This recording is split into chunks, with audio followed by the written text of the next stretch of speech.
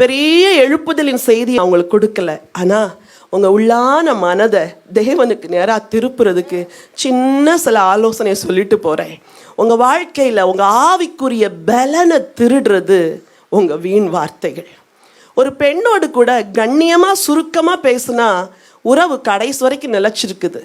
ஆனால் ஒரு பெண்ணோடு வீண் வார்த்தைகள் தேவையில்லாது பேச பேச முதல்ல ஜென்ரலாக பேசுவீங்க, அப்புறம் அந்தரங்க காரியத்தை பேசுவீங்க, அப்புறம் உங்கள் ஃபீலிங்ஸை பேசுவீங்க, உங்கள் எக்ஸ்பெக்டேஷன்ஸை பேசுவீங்க, உங்கள் ஃபேமிலியில் என்ன இல்லைன்னு பேசுவீங்க, அப்புறம் நெருக்கமாக ஒருத்தர் பிரியப்படுத்துகிற மாதிரி பேசுவீங்க, அப்புறம் வேற மாதிரி வாழ்க்கை மாறுது. பாவம் ஒரே நாளில் உள்ள வராது, ஸ்டெப் பை ஸ்டெப் தான் உள்ள வரும். வீண் வார்த்தைகள். ஆலயத்துக்குள்ள வந்து உட்கார்றீங்களா, வந்து உட்கார்ந்து அடுத்த நிமிஷம் கண்ணை மூடி ஜோமன் ஆரம்பிச்சிடணும். இந்த சபை ஒரு ஜெபிக்கிற சபையா இருக்கணும். சர்வீஸ் என்ன மெதுவாக 8 மணிக்கு தானே, என்ன 7:50 வந்துட்டு உட்காந்து பேசுவோம். நோ, உள்ள வந்தீங்களா, கண்ணை மூடினீங்களா, ஜெபம் பண்ணீங்களா, சர்வீஸ் முடிஞ்சு போகும்போது அன்புக்கு ஏதுவா யாரை விசாரிக்கணும். போன வாரம் யார் சிக்கா இருந்தா போய் பேசுங்க, போன வாரம் யார் கண்ணீரோடு வந்தா போய் பேசுங்க, போன வாரம் யார் பிரச்சனையோடு வந்தா அவங்களோட போய் பேசுங்க, வாங்க உங்களுக்கு ஜோம் பண்றேன். சபை முடிஞ்ச உடனே இந்த ஐக்கியம் அப்படி இருக்கணும். ஆண்டவர் திருச்சபையில இப்படிப்பட்ட ஒரு மாற்றத்தை தான் எதிர்பார்க்கிறார். வீண் வார்த்தைகளுக்கு விலகி இரு மகனே.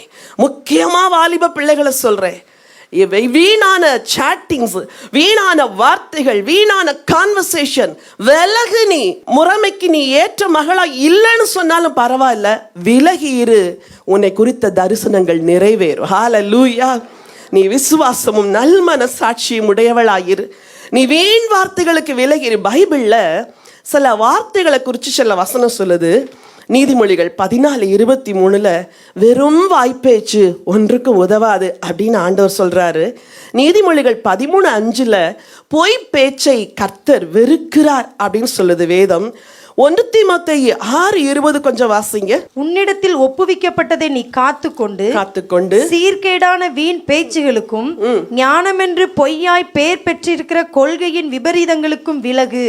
சீர்கேடான வீண் பேச்சுக்கும் சொல்லுங்க, ஞானம் என்று பொய்யாய் பெயர் பெற்றிருக்கிற விபரீதங்களுக்கு என்ன செய்ய? விலகிரு. இந்த சபை இன்னைக்கு இந்த காரியத்துல ஒரு டெசிஷன் எடுத்தா நான் சொல்றேன், உங்க சர்ச் ஒரு பவர்ஃபுல் சர்ச்சா மாறும். சபையில வல்லமை விளங்கும். விசுவாசிகளின் வாழ்க்கையில வல்லமை விளங்கணும்னா வீண் வார்த்தைகளுக்கு வாயை விலக்கினால் கர்த்தருடைய ஆவியானவர் நாவிலே தங்கி இருப்பார். ஏசாயா சொல்றார், ஐயோ நான் அசுத்த உதடுகள் உள்ளவன். ஏன்னா நீங்க சுத்தம் பண்ணுங்க. ஆண்டவர் அக்கினி குரட்டினால் என்ன செய்தாராம்? சுத்திகரித்தாராம். இன்னைக்கு நம்மை சுத்திகரித்து நம்மை குறித்து உண்டான தீர்க்க தரிசனங்களுக்கு நேராக தேவன் நம்மை நடத்துவாராக.